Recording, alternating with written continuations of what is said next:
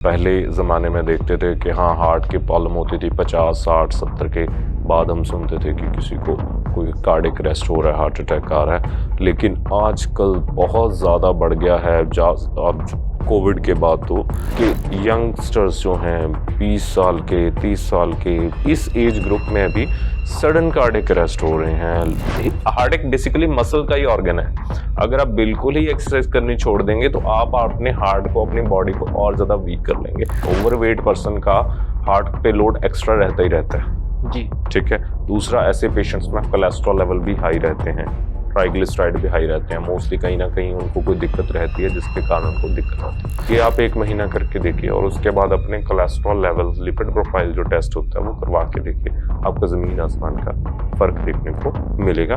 तो और इसमें कोई खर्चा भी नहीं, आपकी किचन में ही मौजूद है।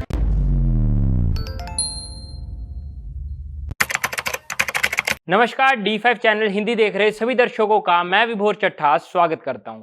आयुर्वेद से मोक्ष तक हमारी पॉडकास्ट सीरीज चल रही थी जिसका कि 19वां एपिसोड है।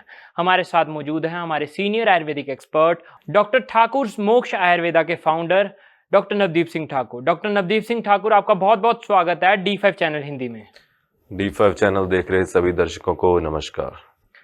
सर, आजकल हार्ट प्रॉब्लम्स बहुत ज़्यादा बढ़ रही हैं और एक रिसर्च के मुताबिक कोविड के बाद हार्ट की जो प्रॉब्लम्स है वो 2 गुना प्रॉब्लम्स बढ़ रही हैं।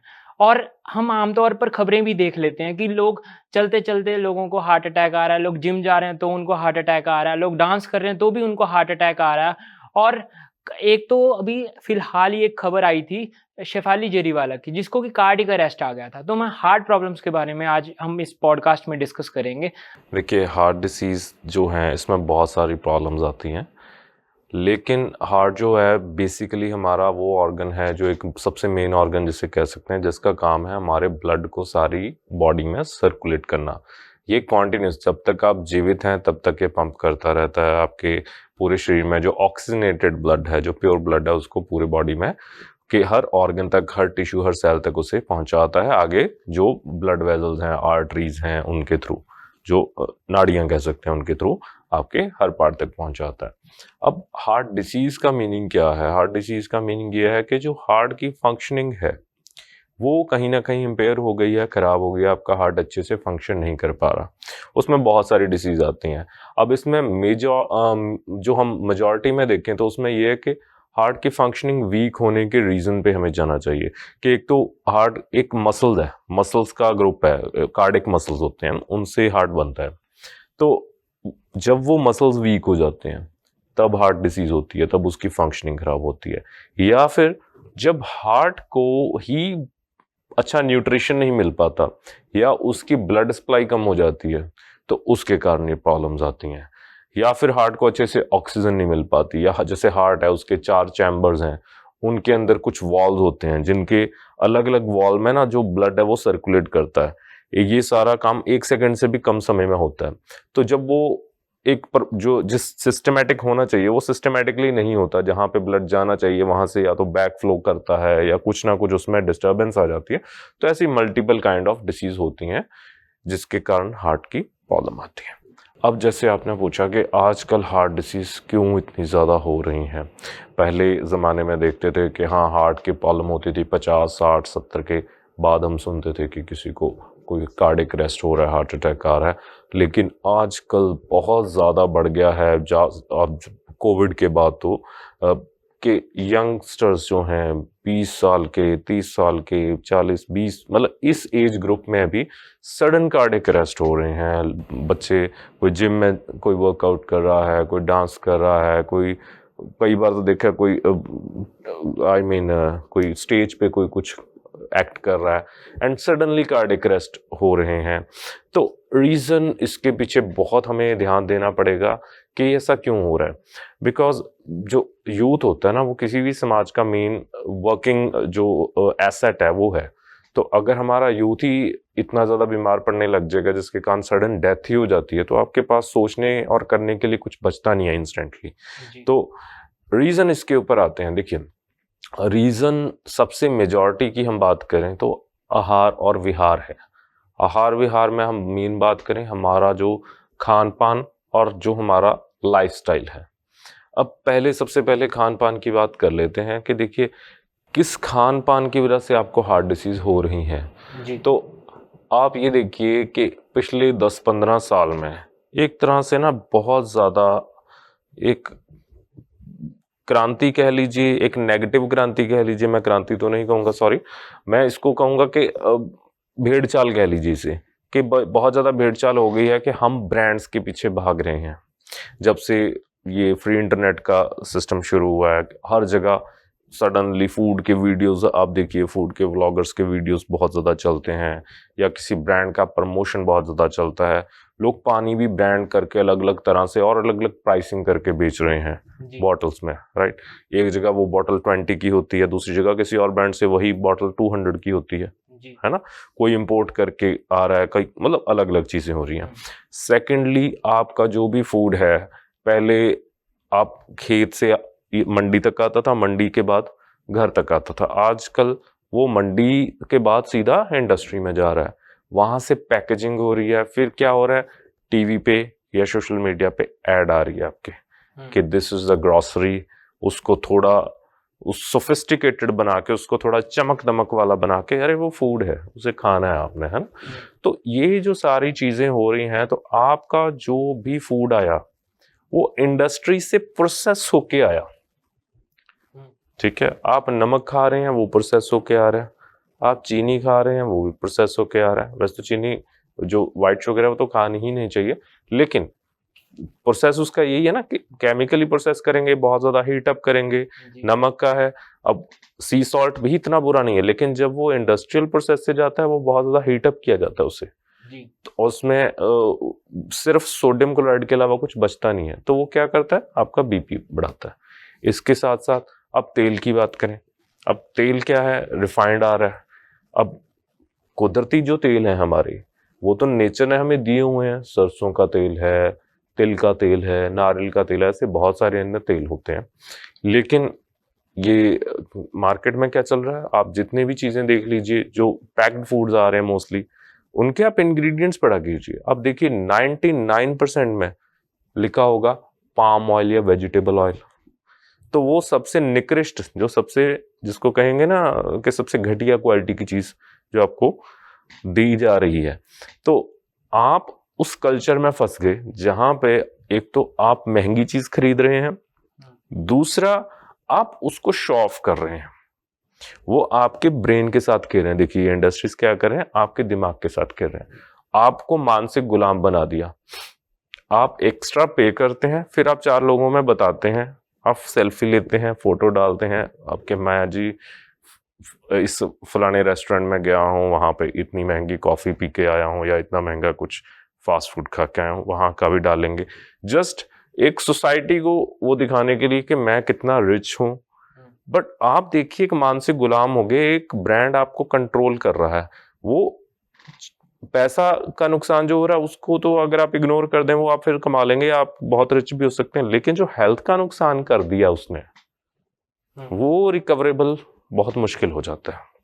तो ये जो सारी चीजें हैं, कहीं ना कहीं जो आपका फूड इंडस्ट्रियलाइज हो गया, तो उसमें केमिकल प्रोसेस आ गया, तो वो उसकी जो ओरिजिनलिटी है वो नहीं रही। तीसरा एक और रीजन, जीएम फूड्स जो भारत में बहुत ज़्यादा तेज़ी से आ रहे हैं। मैं धन्यवाद दूंगा भारत सरकार को, जैसे अभी जो अमेरिका में ट्रंप ने कहा था कि वो अपने प्रोडक्ट्स इंडिया में लॉन्च करना चाहते हैं।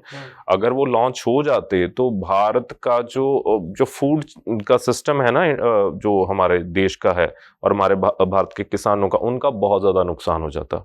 तो जो भारत सरकार ने उसे रोका है, बहुत अच्छी चीज़ है, क्योंकि अमेरिका के जो सारे फूड्स हैं मैक्सिमम वो जीएम फूड्स ही हैं, जेनेटिकली मॉडिफाइड फूड्स हैं। जेनेटिकली मॉडिफाइड फूड, पहले दर्शकों को पता होना चाहिए जेनेटिकली मॉडिफाइड फूड का मीनिंग क्या होता है। मान लीजिए कोई क्रॉप है, कोई फसल है, मान लीजिए गेहूं है, ठीक है। जो नेचुरल गेहूं है उसका एक डीएनए पैटर्न होता है, किसी भी चीज़ का एक जीन्स पैटर्न होता है। अब कई बार क्या करते हैं, फसल की तादाद बढ़ाने के लिए जो जेनेटिक इंजीनियरिंग करी जाती है, उससे क्या होता है, उसकी जो सेल्स और उसका क्रोमोसोम जेनेटिक स्ट्रक्चर है उसके साथ छेड़छाड़ करी जाती है, ठीक है। तो वो आपकी बॉडी के अंदर जाने के बाद आपकी जो सेल स्ट्रक्चर है उसके साथ भी छेड़छाड़ करेंगे, उसमें कुछ जेनेटिक चेंजेस लाने की संभावना रहेगी। तो इनका मेन मोटिव था एक तरह से भारत को एक टेस्टिंग लैब बना देना, जैसे चूहों पर टेस्ट किए जाते हैं ना, तो वो चीज हो जाती। इनफैक्ट अभी बड़ा कुछ ऑलरेडी चल रहा है, लेकिन उसके बाद तो बहुत ही ज्यादा हो जाता। तो ये जो जेनेटिकली मॉडिफाइड फूड्स हैं, चाहे वो कोई भी फसल हो, चाहे कोई भी खाने का पदार्थ हो, ये भी आपके भीतर जाके आपके डीएनए स्ट्रक्चर में गड़बड़ी पैदा करते हैं, जिसके कारण आजकल ऐसी ऐसी डिसीज हो रही हैं जो ना कभी पहले सुनी थी और ना वो उस एज ग्रुप के भीतर आती थी।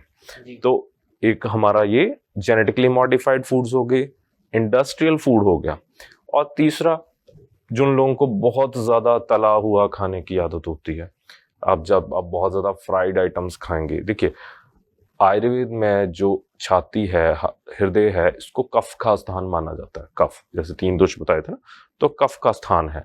अगर आप बहुत ज्यादा कफवर्धक चीजें खाते हैं, कफवर्धक चीजें जैसे हमने प्रीवियस पॉडकास्ट में बताई थी, जो गाढ़ी होती हैं, जिनमें थिकनेस होती है, जिनमें चिकनाहट होती है, तो वो सारी कफवर्धक हैं। इनमें डेयरी प्रोडक्ट्स भी आते हैं, जो भी डेयरी प्रोडक्ट्स हैं वो भी।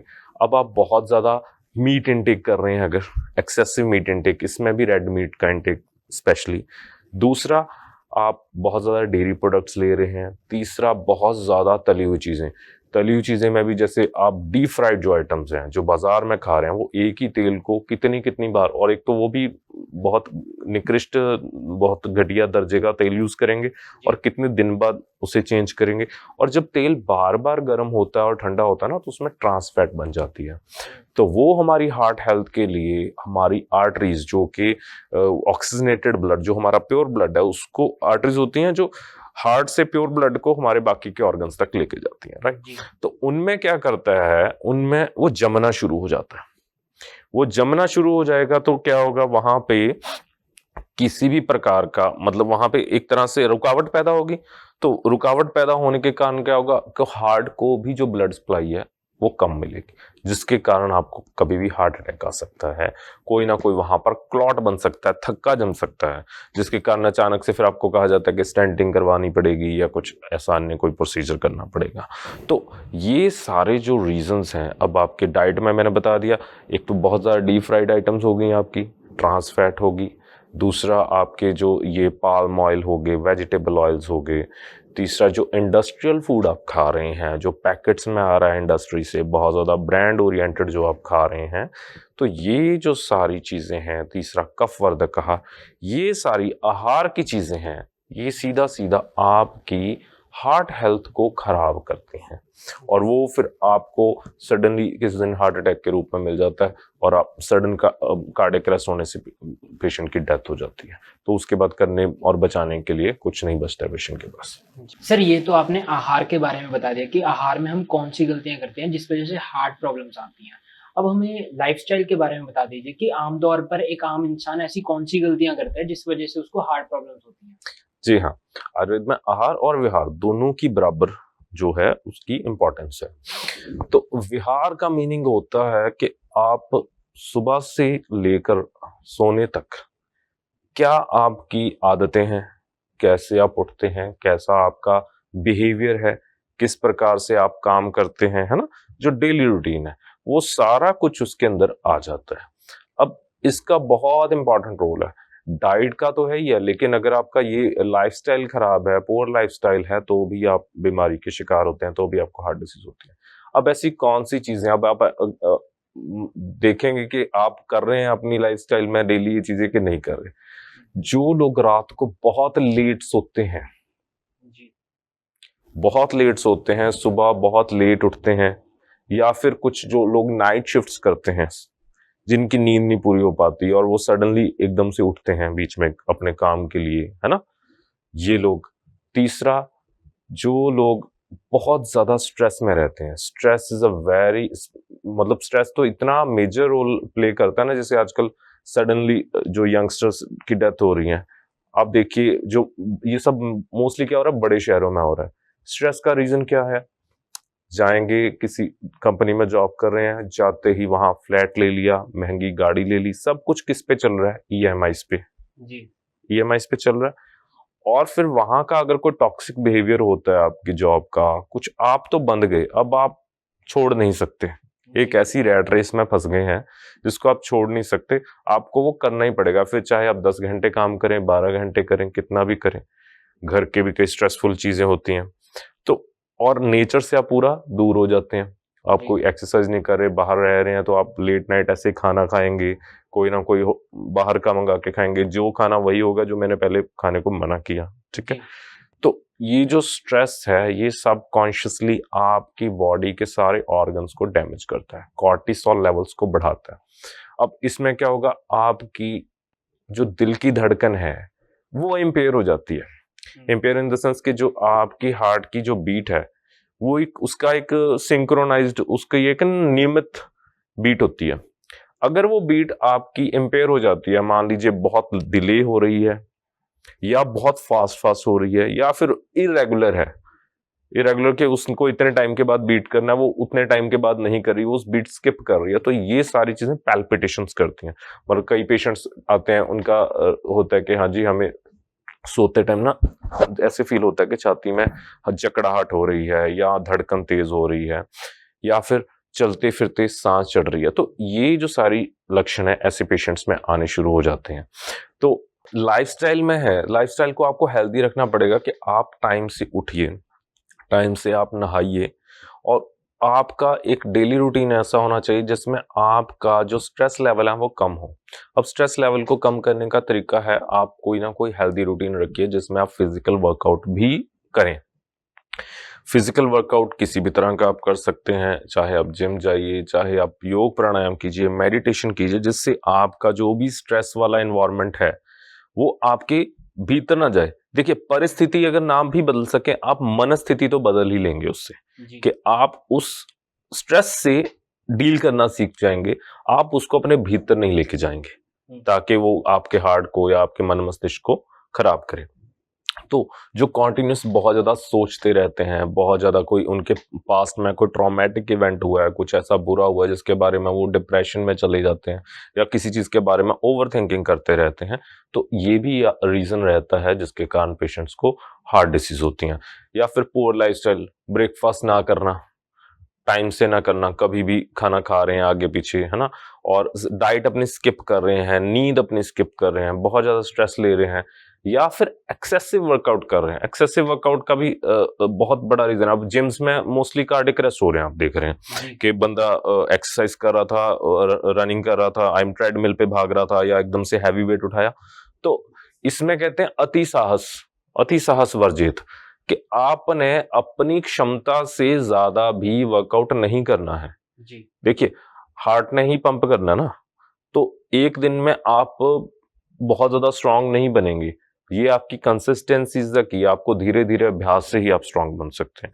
अगर आप अपनी क्षमता से ज्यादा वजन उठाएंगे, या आपका बहुत ज्यादा एक्सेसिव कार्डियो वर्कआउट करेंगे, तो भी आपके हार्ट के ऊपर स्ट्रेन पड़ेगा, जिसके कारण आपको कार्डियक अरेस्ट हो सकता है।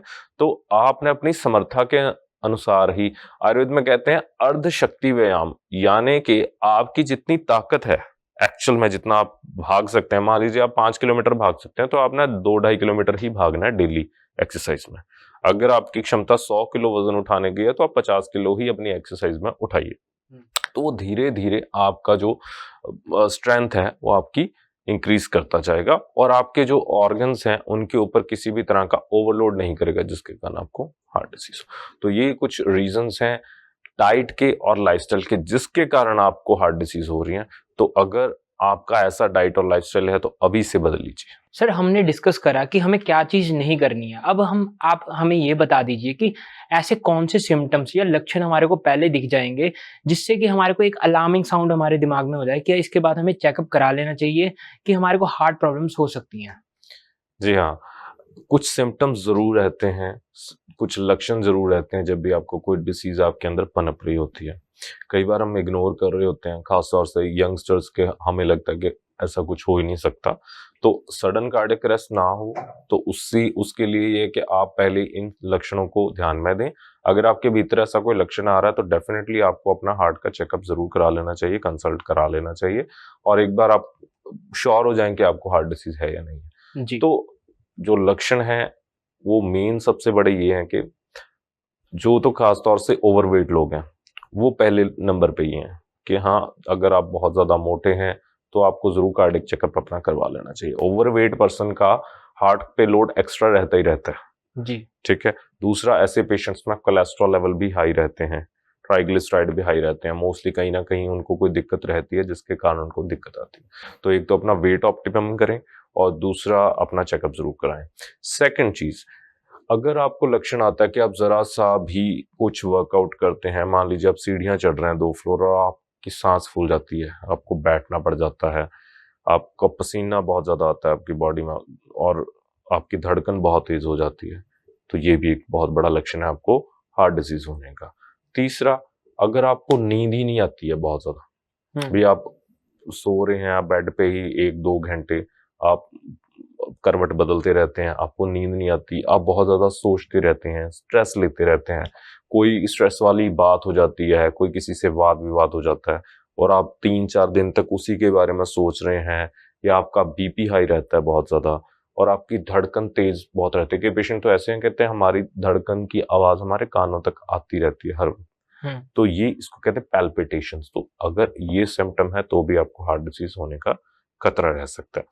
तीसरा, जो सबसे सीवियर सिम्टम है, सबसे ज्यादा, इस पे तो बिना देरी की अपना चेकअप कराएं कि अगर आपको छाती में दर्द हो रहा है या फिर छाती में और बाजू में आपके जो लेफ्ट शोल्डर है यहाँ तक गर्दन तक जकड़ाहट हो जाती है कि स्टिफ हो जाती है आपकी बाजू, या आपकी छाती में बहुत ज्यादा पेन रहता है, अगर ये सारे सिम्टम्स आपको हैं तो आपको डेफिनेटली हार्ट डिसीज होने की संभावना है, तो आपको इमीडिएटली कार्डियक चेकअप करा लेना चाहिए और रूल आउट करना चाहिए कि कौन सी बीमारी है और वो उसका क्या हो सकता है। सर, आयुर्वेद को अपना के हम हार्ट डिजीज से कैसे बच सकते हैं?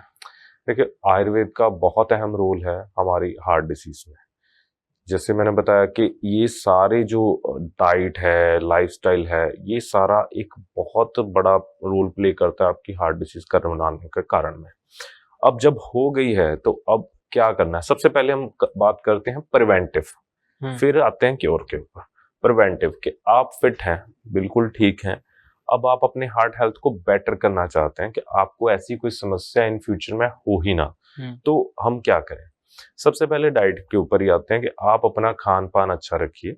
अपने खान पान में आप फ्रूट्स, वेजिटेबल्स अच्छी रखिए और अपने खाने में होल ग्रेन्स रखिए, जैसे मिलेट्स हैं, अनाज है, दलिया है, तो ऐसे अनाजों को अपने उसमें शामिल कीजिए।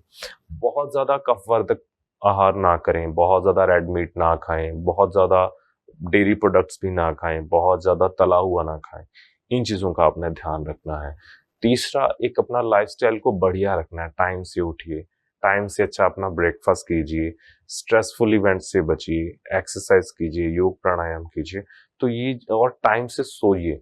एक अपना फिक्स टाइम रख लीजिए कि इतने टाइम पे आपने सोना है। अगर आपकी नाइट शिफ्ट्स का भी काम है तो आप मॉर्निंग के टाइम पे, जब भी आप सुबह सोते हैं, तो आप अच्छे से अपने रूम में एक तरह से अंधेरा करके सोइए और आप सोने से पहले अपनी फुल बॉडी पे तिल के तेल का मसाज कर सकते हैं, नस से ले सकते हैं। नस से, जैसे मैंने बताया था, नाक के अंदर आपको 2-2 ड्रॉप्स देसी गाय के घी की डाल लीजिए, उससे भी आपको अच्छी नींद आएगी। तो ये सारा आप कर सकते हैं। अब इसके बाद आता है, ये तो रहा प्रिवेंटिव कि आपने इस तरह का लाइफस्टाइल रखा तो आपको ऐसी कोई समस्या नहीं होगी। आपको कोई भी जेनेटिकली मॉडिफाइड फूड्स नहीं खाने हैं, पैक्ड फूड्स नहीं खाने हैं, तला हुआ फ्राइड आइटम्स, ये चीजें नहीं खानी है, मैदा नहीं खाना है। तो अब आते हैं कि अगर आपको प्रॉब्लम हो चुकी है तो क्या करें? अब प्रॉब्लम बहुत सारी हैं। अब इसमें देखिए, बीपी के जो पेशेंट्स हैं जी। तो उनको क्या करना है? बीपी अपना कंट्रोल में रखना है। बहुत ज्यादा हाई ब्लड प्रेशर रहेगा या बहुत ज्यादा लो ब्लड प्रेशर रहेगा तो दोनों केसेस में कार्डियक अरेस्ट होने की संभावना रहती है।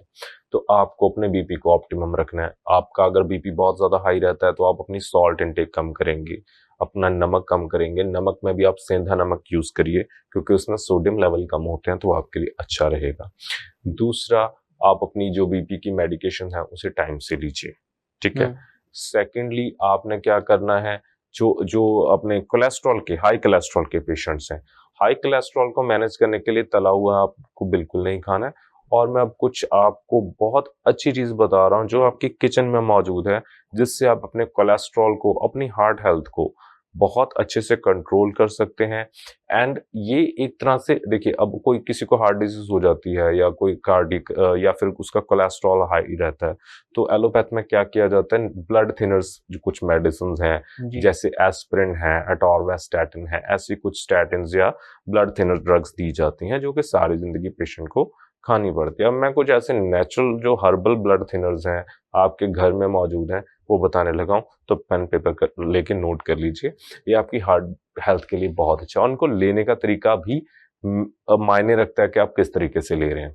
तो देखिए, अगर आपका कोलेस्ट्रॉल बढ़ा हुआ है तो नंबर 1 लहसुन जो है, गार्लिक, ये बहुत अच्छा रोल प्ले करता है। दूसरे नंबर पर अदरक, तीसरे नंबर पर लौंग, चौथे नंबर पर दालचीनी। इन चारों को आपको पर लेना कैसे है इसका आपको पता होना चाहिए। आप इनको, जिनका बहुत ज्यादा कोलेस्ट्रॉल हाई रहता है, तो आप इनको सबलिंगुअली लेंगे। सबलिंगुअली यानी कि मुंह में चूसने की तरह। अब वो जब आप मुंह में रखेंगे ना, तो उसका आपको इमीडिएट इफेक्ट आएगा। सबलिंगुअली जो ड्रग्स है ना, जो दवाई है या कोई भी आप चीज लेते हैं, कभी बहुत जल्दी एब्जॉर्ब होती है वो। तो आपको क्या करना है, लहसुन की कलीली आप दिन में एक बार कभी भी उसे मुंह में रख के आपको चूसना है। तो टेस्ट तो आपको शुरू शुरू में अजीब सा लगेगा, लेकिन आपको उसको हल्का हल्का चूसते रहना है। उसको आप अगर निगलना चाहे थोड़ी देर बाद निगल भी सकते हैं, स्पिट करना चाहें, थूकना चाहें थूक भी सकते हैं, लेकिन उसे अपने मुंह में 5-10 मिनट रख के उसको अच्छे से चूसते रहिए। उसका जो भी रस है वो एब्जॉर्ब हो जाएगा।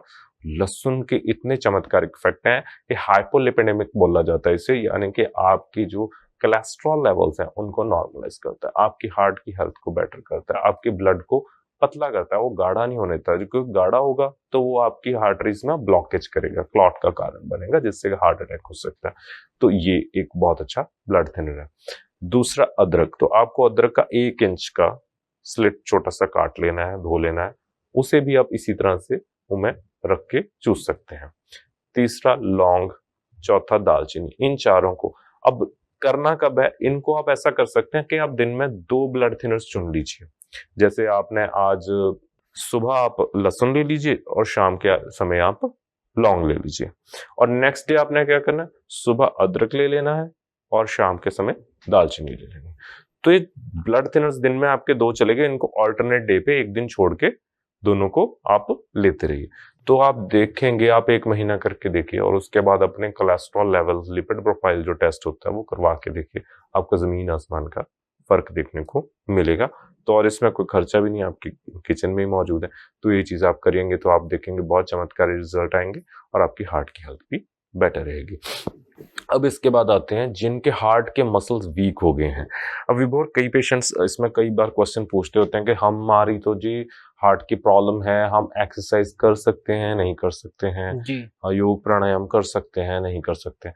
तो मैं ऐसे पेशेंट्स को ये कहूंगा कि आप अपनी इको जरूर करवा के रखें। इको एक टेस्ट होता है हार्ट का, जी। एंड उसमें कोई सी भी प्रकार का कोई खतरा नहीं होता है, जैसे कोई पेनफुल नहीं होता है, तो वो आप करवा सकते हैं। तो उसमें एक परसेंटेज आती है ईएफ, जिसको बोलते हैं इजेक्शन फ्रैक्शन। अगर आपका वो 50% या 40% से कम है, तो आपको बहुत ज्यादा विग्रस एक्सरसाइज, कोई बहुत जोरदार एक्सरसाइज नहीं करनी है। ठीक है, कईयों का तो हमने देखा 20-20% रह जाता है। तो ऐसे पेशेंट्स में क्या होता है, हार्ट का एक तरह से आम भाषा में बताऊं को पंपिंग कम है। जी। ठीक है, आपके हार्ट के मसल्स वीक हो चुके हैं, तो उनकी पंपिंग कम है। तो जब आप जोर से करोगे तो वो हार्ट आपका इतना लोड नहीं उठा पाएगा और आप किसी गंभीर स्थिति में पहुंच सकते हैं। तो ऐसा भी नहीं है कि बिल्कुल एक्सरसाइज नहीं कर सकते, तो उनके लिए कुछ स्पेसिफिक है। जिनके हार्ट की ईएफ कम है, हार्ट का पंप कम है, हार्ट की डिसीज पहले हो चुकी है, पहले कोई स्टेंट डल चुका है, या उनको डॉक्टर ने कहा है ऑलरेडी कि आप जोरदार एक्सरसाइज ना करें, चलते हुए सांस फूल जाता है, चेस्ट में पेन होता है, तो ऐसे पेशेंट्स कुछ नहीं करना, सिंपल और सिंपल चंद्रभेदी प्राणायाम करेंगे। जिन लोगों में हार्ट की ईएफ कम है, पंप कम है, या ऑलरेडी हार्ट डिसीज हो चुकी है, और जिनमें बीपी बहुत ज़्यादा हाई रहता है, तो बहुत अच्छा प्राणायाम है चंद्रभेदी प्राणायाम इसे कहते हैं। आप यूट्यूब पे सर्च कर सकते हैं इसका वीडियो कि कैसे करना है। बेसिक मैं आपको बता देता हूँ, जैसे अनुलोम विलोम करते हैं ना, दोनों तरफ से, दोनों नासिका छिद्रों से आप करते हैं, दोनों नॉस्ट्रल से आप करते हैं। इसमें आपको सिर्फ एक नॉस्ट्रल यूज करना है, लेफ्ट नॉस्ट्रल। आपको बाईं तरफ से सांस लेना है और दाईं तरफ से छोड़ देना है, फिर अगेन बाईं तरफ से लेना है, दाईं तरफ से छोड़ देना है। रिलैक्स होके आप इस पे 5-10 मिनट सुबह और शाम को आप कर सकते हैं। दूसरा प्राणायाम है भ्रामरी प्राणायाम। भ्रामरी प्राणायाम मैं आपको कई बार वीडियोस में बता चुका हूँ, थायराइड के लिए, बीपी के लिए, हार्ट के लिए, और जो लोग डिप्रेशन या किसी भी मानसिक रोग से पीड़ित हैं उनमें बहुत अच्छा इफेक्ट आता है, क्योंकि आपके ब्रेन को, आपके मन मस्तिष्क को एकदम से शांत कर देता है और आपकी ये जो पांचों इंद्रियां इनको रिलैक्स करता है। तो अगर आप भ्रामरी प्राणायाम और चंद्रभेदी प्राणायाम करते हैं तो हार्ट डिसीज में बहुत अच्छा लाभ मिलता है। आपको क्या नहीं करना है, आपको कोई भी इंटेंस एक्सरसाइज नहीं करनी जिसमें कोई झटका लगता हो, लाइक कपालभाति है, एकदम से जोर से होती है, या भस्त्रिका है, ये नहीं करने आपको। आपको लाइट एक्सरसाइज कर सकते हैं, स्ट्रेचिंग कर सकते हैं। स्ट्रेचिंग से आपके मसल रिलैक्स भी हो जाएंगे, ठीक है, और आपको एकदम से सांस भी नहीं फूलेगा। और जितनी आपकी क्षमता है आप ना उससे आधी शक्ति वाला ही व्यायाम, कोई भी योग प्राणायाम स्ट्रेचिंग आप हल्की हल्की कर सकते हैं अपना सामर्थ्य देख के। तो ये जो चीजें हैं आप करिए, तो आप देखेंगे आपकी जो हार्ट की हेल्थ है वो भी बेटर होगी, आपके मसल्स भी स्ट्रांग होंगे। बिल्कुल जो लोग कहते हैं ना कि हाँ जी हमें तो हार्ट डिसीज हो गई, अब तो हमें कुछ नहीं करना, बेड पे पड़ गए, ऐसा कुछ नहीं करना है आपको। अगर आप ऐसा करेंगे, क्योंकि हार्ट एक बेसिकली मसल का ही ऑर्गन है, अगर आप बिल्कुल ही एक्सरसाइज करनी छोड़ देंगे तो आप अपने हार्ट को, अपनी बॉडी को और ज्यादा वीक कर लेंगे। अब थोड़ा थोड़ा अपनी योग प्राणायाम की एक्सरसाइजेस करना शुरू कीजिए, तो ही आप अच्छे से रिकवर कर पाएंगे। सर जैसे कि आपने बताया कि हार्ट के मसल जो हैं वो वीक हो जाते हैं, तो उसको ठीक करने का क्या तरीका है? देखिए, हार्ट के मसल्स वीक हो जाते हैं तो उसके लिए सबसे अच्छी जो औषध है आयुर्वेद में बताई गई है वो है अर्जुन। अर्जुन एक पेड़ होता है, अर्जुन के पेड़ की जो छाल है वो आपको प्रयोग करनी है। वो आपको किसी भी अच्छे पंसारी से या ऑनलाइन कहीं भी स्टोर से मिल जाएगी, तो आपको उस छाल को यूज कर सकते हैं, उसकी छाल का पाउडर भी यूज कर सकते हैं। आपको उसका काढ़ा बनाना है। आप जैसे 100-150 ml पानी लीजिए, उसमें आपको 5 ग्राम के करीब आप अर्जुन छाल का पाउडर डाल लीजिए, या सीधे डायरेक्ट छाल भी डाल सकते हैं। उसको आपको बॉईल करना है धीमी आंच पे बिना ढके। आप उसे 5-10 मिनट बॉईल कीजिए। जब वो पानी डाला था वो आधा रह गया, उसे आपने छान के सुबह खाली पेट पीना शुरू कीजिए। आपका बीपी भी नॉर्मलाइज होना शुरू हो जाएगा, और आप देखेंगे जो आपको चलते हुए सांस फूलती थी, आपकी छाती में दर्द होता था, आपको धड़कन तेज हो जाती थी, वो सारी चीजें एक तरह से गायब हो जाएंगी। विद इन 15 डेज अगर आप ये करते हैं तो आप देखेंगे आपकी हार्ट हेल्थ में बहुत रिमार्केबल रिजल्ट आएंगे और आपकी हार्ट की फंक्शनिंग बेटर हो जाएगी। सर जैसे कि आपने बताया था कि स्ट्रेस भी एक सबसे बड़ा कारण है हार्ट प्रॉब्लम्स का, तो स्ट्रेस को ठीक करने के लिए, कम करने के लिए क्या कर सकते हैं? देखिए, स्ट्रेस को दूर करने के लिए आयुर्वेद में बहुत अच्छी औषध है ब्राह्मी। ब्राह्मी और शंखपुष्पी, इन दोनों का प्रयोग कर सकते हैं। इसके अलावा जिन लोगों में नींद नहीं आती वो जटामासी का प्रयोग कर सकते हैं। ये आपको किसी भी आयुर्वेदिक ड्रग स्टोर पे मिल जाएंगी। तो इनको आप 5 ग्राम के करीब मात्रा में दिन में, आप रात को सोने से पहले आप इनको ले सकते हैं गर्म पानी के साथ।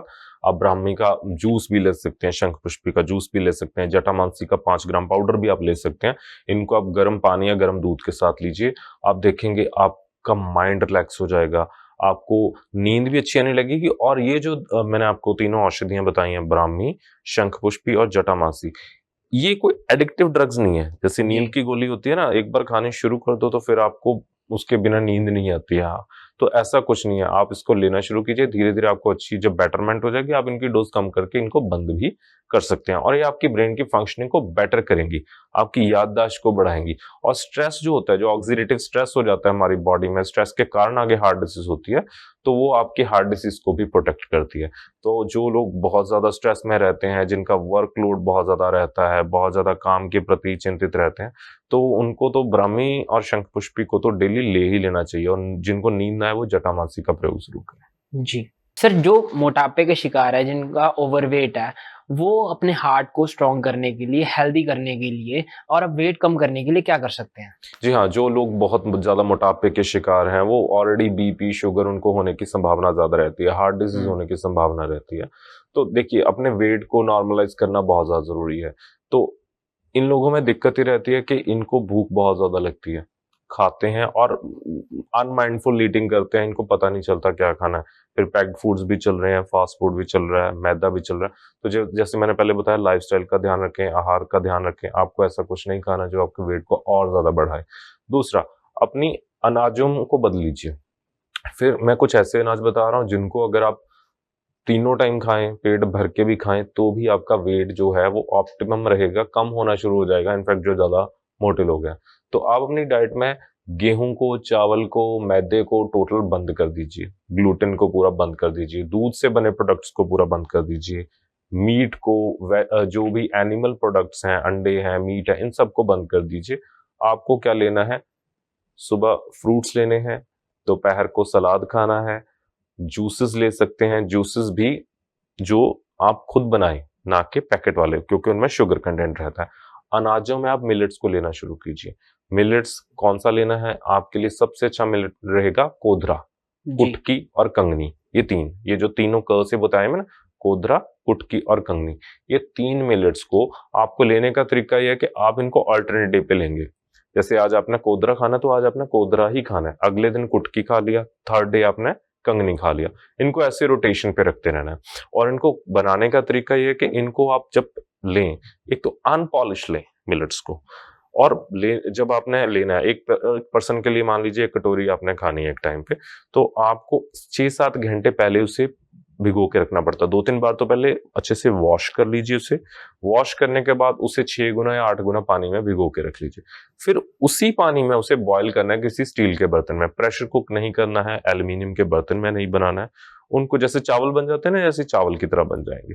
उसके बाद आप अपने घर में जो भी दाल सब्जी बनी है, कोई भी अच्छी हेल्दी फूड आइटम बनी है, उसके साथ खा सकते हैं। तो आप देखेंगे, एक तो आपको डेली, देखिए दुनिया में कोई भी चीज टेस्टी या अनटेस्टी नहीं होती है। हमारी जो बॉडी है ना, वेरिएशन ढूंढती है, कुछ बदलाव ढूंढती है। तो एक तो आपको 3 ऐसे अनाज मिल गए जिन तीनों का हर एक का अलग टेस्ट है, हर एक की अपनी अलग न्यूट्रिशनल वैल्यू है। दूसरा, एक तो आपको टेस्ट की क्रेविंग नहीं होगी, क्योंकि हर दिन आपको अलग नया नया टेस्ट करने को मिलेगा। दूसरा, इसको आपको बिना नाप पे तोले खाना है। आप अपनी भूख के अनुसार खाइए। आप देखिए 3 या 4 बार भी आप दिन में इनको खाएंगे, आपका वेट कम होना शुरू हो जाएगा, आपका बीपी नॉर्मलाइज होना शुरू हो जाएगा, और बढ़े हुए वेट और बढ़े हुए कोलेस्ट्रॉल के कारण जो आपको हार्ट डिजीज हो रही थी, उसमें भी आपको काफी लाभ मिलेगा। ये उन लोगों के लिए मिलेट्स वरदान है जिन लोगों में कफ बहुत ज्यादा बॉडी में रहता है, जिनमें वेट बहुत ज्यादा रहता है, जिनको कफ वाले जो भी रोग होते हैं। तो ऐसे पेशेंट्स अगर मिलेट्स का प्रयोग करेंगे तो बहुत लाभ मिलेगा। सर, आजकल नसों की ब्लॉकेज की वजह से हार्ट डिजीज हो रही हैं, तो नसों की ब्लॉकेज खोलने के लिए क्या कर सकते हैं वो?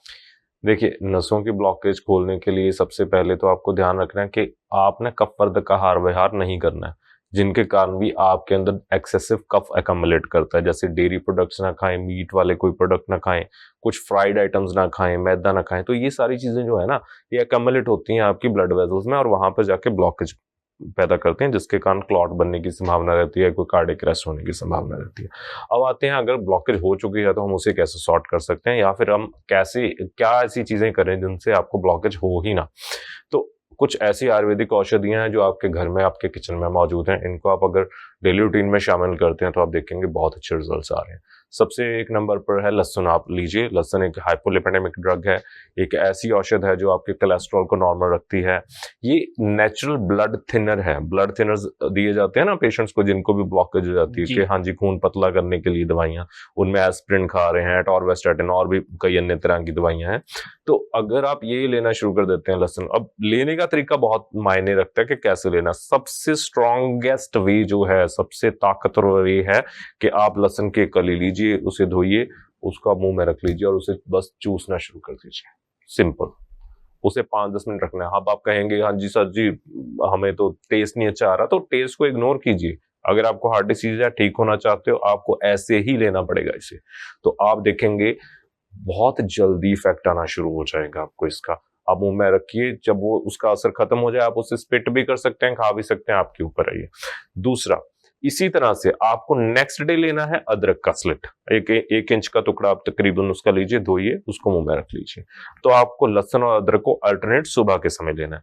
इसी तरह शाम के समय आप क्या कर सकते हैं, जिस दिन आपने लहसुन लिया था उस दिन आप लौंग ले लीजिए शाम को, मुंह में रखना है, चूसना है उसे।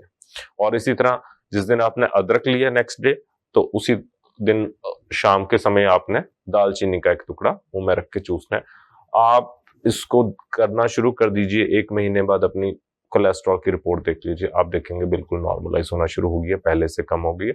तो इन चीजों को आप रेगुलरली फॉलो करते हैं तो आपकी जो नसों की ब्लॉकेज है, जो आर्टरीज आपकी क्लॉग हो गई हैं, वो सारा स्रोतोवरोध खत्म होना शुरू हो जाएगा।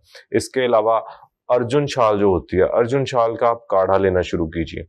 उसको आप 5 ग्राम की मात्रा में आप 150 ml पानी में बॉईल कीजिए। जब वो आधा रह जाए तो उसे छान के पीना शुरू कर दीजिए।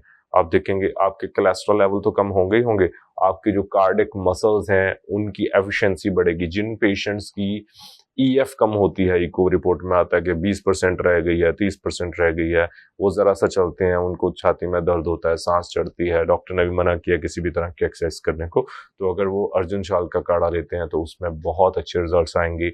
आपके हार्ट की पंपिंग भी बेटर होगी और आपकी जो कोलेस्ट्रॉल लेवल्स हैं वो भी कम होंगे, आपकी नसों की ब्लॉकेज भी कम होगी। सर ये तो आपने घरेलू नुस्खे बता दिए, इसके अलावा आयुर्वेद में उसे कैसे ट्रीट किया जाता है हार्ट पेशेंट को? देखिए, हार्ट पेशेंट में हम देखते हैं कि पहले पेशेंट को डिसीज किस तरह की है। अगर हार्ट की फंक्शनिंग इम्पेयर्ड है तो उसका पीछे रीजन क्या है, कारण का आयुर्वेद में कहते हैं निदान परिवर्जन। अगर आपने रोग के कारण को पकड़ लिया और उस कारण का परित्याग कर दिया तो पेशेंट वैसे ही ठीक हो जाता है। तो रीजन, जब हमारे पास पेशेंट आता है उसका रीजन को इवैल्यूएट करेंगे। स्ट्रेस है तो स्ट्रेस के ऊपर काम किया जाएगा। तो जैसे मनोरोग की चिकित्सा की जाती है वैसे ही साथ में उसकी चिकित्सा करी जाएगी। उसमें पंचकर्म चिकित्सा का भी है। अगर पेशेंट ओवरवेट है तो उसका वेट रिडक्शन किया जाता है। अगर ब्लॉकेज है, उसकी नसों में ब्लॉकेज है, तो ऐसी मेडिकेशन आयुर्वेद में बहुत अच्छी मेडिकेशन है। जो घरेलू नुस्खे हैं उनका तो अपना काम है ही, लेकिन अगर आपको लगता है आपकी समस्या बहुत ज्यादा गंभीर है और आपको इनसे इतना अच्छा रिजल्ट नहीं मिल पा रहा, तो आयुर्वेद में बहुत अच्छी आयुर्वेदिक मेडिसिन हैं जो कि बहुत अच्छे रिजल्ट आपको देंगी। और आपको किसी भी तरह की हार्ट डिसीज हो तो आप आयुर्वेदिक मेडिसिन साथ में ले सकते हैं और आपको बहुत अच्छे रिजल्ट मिलेंगे। तो उसमें पेशेंट की हार्ट की जो फंक्शनिंग है वो बेटर होती है। जो बीट्स इम्पेयर होती हैं जिनके कारण पेशेंट को हार्ट अटैक आने की संभावना रहती है, तो उसमें भी बहुत अच्छा लाभ मिलता है। जिनको नींद नहीं आती, स्ट्रेस रिलेटेड, वो सारी चीजें ठीक होती हैं। कोलेस्ट्रॉल नॉर्मलाइज होता है। तो ऐसी बहुत सी शोधन और शमन चिकित्सा, शोधन यानी कि आपने पंचकर्म चिकित्सा करके आपके जो बढ़े हुए दोष हैं, कफ दोष है, एक्सेसिव जो बढ़ा हुआ दोष है, उसको बाहर निकालना होता है।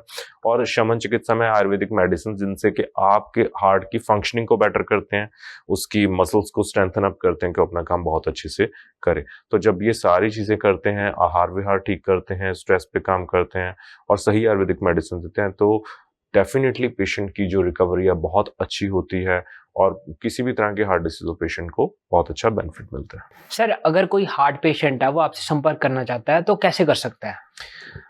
जो भी हार्ट पेशेंट्स हैं, किसी भी तरह की हार्ट की समस्या से पीड़ित हैं, वो हमसे संपर्क कर सकते हैं। हम प्योर आयुर्वेदिक ट्रीटमेंट प्रोवाइड करते हैं। हमारा नंबर नोट कर लीजिए, डॉक्टर ठाकुर मोक्ष आयुर्वेदा।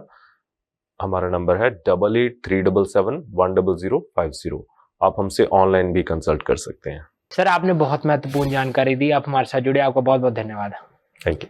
अगले एपिसोड में फिर मुलाकात होगी, तब तक के लिए नमस्कार।